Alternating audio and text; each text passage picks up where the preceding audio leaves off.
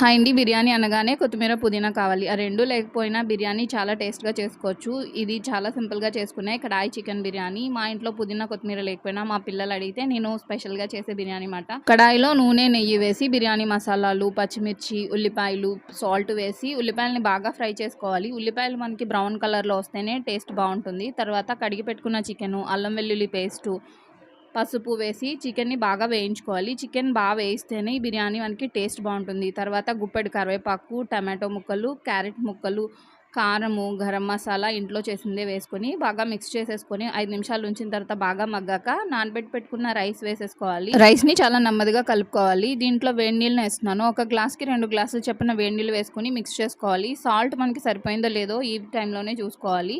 Adjust చేసుకుంటే సరిపోతుంది. తర్వాత హై ఫ్లేమ్లో 5 నిమిషాలు, మీడియం ఫ్లేమ్లో 5 నిమిషాలు కుక్ చేసుకుంటే చాలా టేస్టీగా ఉండే బిర్యానీ, కడాయి బిర్యానీ రెడీ అవుతుంది. ట్రై చేయండి.